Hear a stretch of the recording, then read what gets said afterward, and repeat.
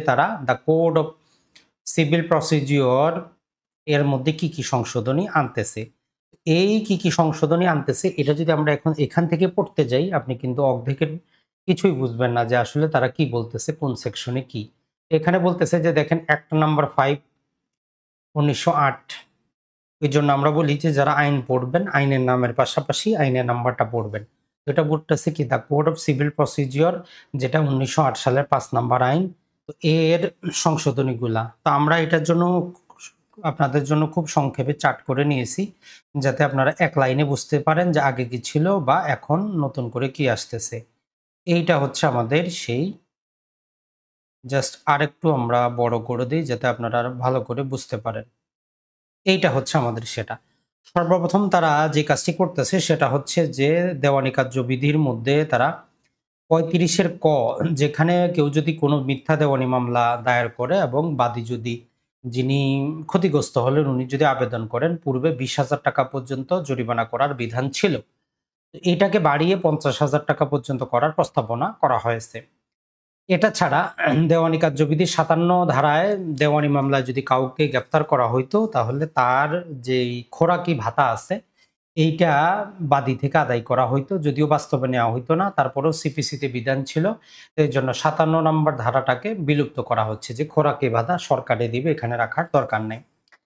এরপরে দেওয়ানি কার্যবিধির মধ্যে যে অর্ডার আদেশ আছে, আদেশ নাম্বার ৫ এর ক্ষেত্রে আমরা জানি একটা দেওয়ানি মামলা দায়ের করার ক্ষেত্রে বাদী এবং বিবাদীর নাম, ঠিকানা, কোথায় থাকে বিস্তারিত বিবরণ দিতে হয়।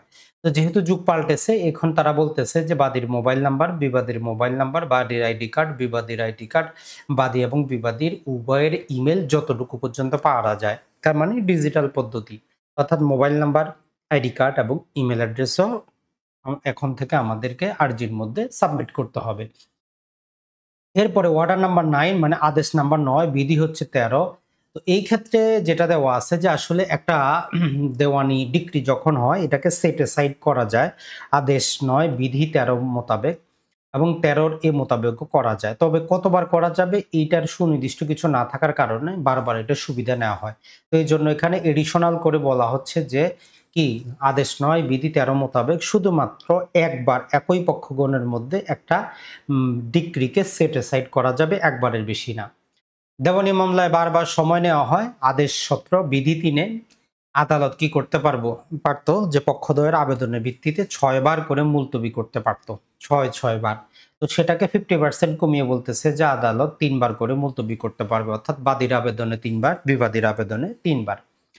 এটা ছাড়া যেটা বলতেছে আমরা আদেশ 17 বিধি 4 এ বলতেছে এই যে আদালত মুলতবিগুলো করতো, আদালত চাইলে সর্বনিম্ন ১০০ টাকা থেকে শুরু করে সর্বোচ্চ ১,০০০ টাকা জরিমানা করতে পারতো, বা বলতো যে এত টাকা পরিশোধ করেন, যে টাকাটা অপর পক্ষকে দেওয়া হইতো। তো সেই টাকাটা বলতেছে যে ৩০০ টাকা সর্বনিম্ন আর সর্বোচ্চ ২,০০০ টাকা এই টাকাটা অপর পক্ষকে ক্ষতিপূরণ হিসেবে দেওয়ার আদেশ দিতে পারেন। তাহলে অ্যামাউন্টটা পরিবর্তন হচ্ছে। এটা ছাড়া সেটা হচ্ছে যে আদেশ 18 বিধি ৪ এর পরে ৪ এর ক যুক্ত করে বলতেছে যে দেওয়ানি মামলা একটা মূল নিয়ম হইল বাদী পক্ষ যেটা দাবি করলো বিবাদী পক্ষকে সেটা কি করতে হয়, প্রতিটা খণ্ডন করতে হয় লিখিত জবাবে। কিন্তু আবার মামলাটা যখন উপস্থাপন করা হয় তখন নিয়ম হচ্ছে যে বাদী পক্ষ দাবি করবে, বিবাদী পক্ষ সেটাকে কি করবে, একটা খণ্ডন করবে। তো এখন এটাকে সহজ করে দিয়ে বলতেছে যে এই সমস্ত ঝামেলায় আর দেওয়ার দরকার নাই। বাদী বিবাদী মামলার বিষয় মৌখিকভাবে উপস্থাপন খণ্ডন করা লাগবে না। অর্থাৎ আপনি কি চাচ্ছেন এটা তো অলরেডি আপনার লিখিত আছে, আবার মৌখিকভাবে তুলে ধরার কোনো দরকার নাই। আর বিবাদীরও প্রতিটা জিনিস আবার মৌখিকভাবে খণ্ডন করার কোনো দরকার নাই, যাতে দ্রুত নিষ্পত্তি করা যায়। এরপরে আদেশ 18 বিধি 20 এ বলতেছে যে আগে কি করা যাইত, বিচারকদেরকে একটা নির্দেশনা দেওয়া ছিল যে সর্বোচ্চ তারা ৫ টা মামলা কি করতে নিয়ে আসতে পারবে, শুনানিতে নিয়ে আসতে পারবে, এবং ২ টা আংশিক মামলা। তো এখন বলতেছে যে এত নির্দিষ্ট কোনো সংখ্যা না, বিচারক তার ইচ্ছা মতো প্রয়োজনীয় অনুযায়ী ৫ টা, ৭ টা, ১০ টা যতটা সংখ্যক মামলা সে চূড়ান্ত শুনানিতে নিয়ে আসতে পারবে, সেটা তার উপর নির্ভর করবে। এরপরে যদি আমরা দেখি আদেশ ২১ বিধি ১০ এর পরে ১০ এর ক এ যুক্ত করে বলতেছে যে আমাদেরকে আগে ডিক্রি পাওয়ার পর পৃথকভাবে ডিক্রি জারির আবেদন করতে হইতো। তো এখন বলতেছে যে না, আদালতের অনুমতি সাপেক্ষে ওই একই আদালতে যেই আদালত ডিক্রিটা দিল সেই ডিক্রির সাথেই সেখানেই এক্সিকিউশনের জন্য অ্যাপ্লিকেশনটা করা যাবে, পৃথক করে আর ডিক্রি জারি করার দরকার হবে না। এটা ছাড়া আদেশ ২১ বিধি ৩০-এর পর ৩০-এর ক যুক্ত করতেছে যে টাকার মামলার ক্ষেত্রে এইটাকে জুডিশিয়াল সিআরপিসির মধ্যে নিয়ে গিয়ে বলতেছে যে এটা ধরে নেওয়া হবে যে আদালত কোনো জরিমানার অর্থ পরিশোধ করার আদেশ দিয়েছেন। পরিশোধ যদি না করে তাকে গ্রেফতার করা যাবে। ২৫% টাকা সে জমা দিবে এবং বাকি টাকা ৩০ দিনের মধ্যে দিবে। এই মর্মে লিখিত দিলে তাকে জামিন দেওয়া যেতে পারে। আর না হলে বিচারক কি করতে পারবেন? ফার্স্ট ক্লাস ম্যাজিস্ট্রেটের যাবতীয় ক্ষমতা প্রয়োগ করে ওই বিবাদী যার কাছে টাকা পয়সা পাওয়া যাবে তাকে গ্রেফতার করতে পারবেন। লম্বা চড়া সংশোধনী আনা হয়েছে। এরপরে আদেশ ২১ বিধি ৩৯ খোরাকি ভাতা এটাকে বাতিল করা হয়েছে। আদেশ ২১ বিধি ১০৩ এর পরে ১০৪ একটা নতুন জিনিস নিয়ে আসা হয়েছে যে আদালত সরাসরি কি করতে পারবে? যে কোনো ইমুভেবল প্রপার্টির দখল হস্তান্তর করতে পারবে। পূর্বে যেটা ছিল নানা প্রকার নোটিশ করার প্রয়োজনীয়তা পড়তো, নানা প্রকার নোটিশ করতে হইতো, অপরপক্ষ বাধা দিত, নানা প্রকার ঝামেলা ছিল। তো এখন বলতেছে যে না, দ্রুত এবং তাৎক্ষণিক করার জন্য ওই আদালত যদি সন্তুষ্ট হয় যে বিবাদে ইচ্ছাকৃতভাবে দেরি করতেছে, আদেশ দেওয়ার পরেও এতদিন সময় দিলাম, এর নির্দিষ্ট পিরিয়ডের মধ্যে দখল হস্তান্তর করে দিতে বলছি, দেয় নাই, তাহলে বাদী ওই একই আদালতে আবেদন করলে আদালত সরাসরি পুলিশের মাধ্যমে দখলটা প্রদান করতে পারবে। এরপরে যে সংশোধনীটা আনা হচ্ছে সেটা হচ্ছে যে আদেশ 37 বিধি ৮। পূর্বে বিধি ৭ ছিল, ওই ৭ এর পূর্বে বিধি ৬ পর্যন্ত ছিল, বিধি ৭ পর্যন্ত ছিল, এখন আরেকটা বিধি ৮ যুক্ত করে সংক্ষিপ্ত বিচার আগে শুধুমাত্র নেগোশিয়েবল ইনস্ট্রুমেন্ট অ্যাক্ট চেকের মামলায় করা যেত। তো এখন বলতেছে যে না, দেওয়ানি সব মামলায় আমরা কি করতে পারবো? যে আমরা সামারি ট্রায়াল করতে পারবো। অর্থাৎ এত প্রকার নোটিশ ফোটিশ কত কিছু না দিয়ে ২-৩ দিনে মামলাটা কি করা যাবে? মামলাটা ডিসাইড করে দেওয়া যাবে। তার মানে দেওয়ানি মামলাও সামারি ট্রায়ালে আনা যাবে। এরপরে আদেশ ৪১ বিধি ১৭।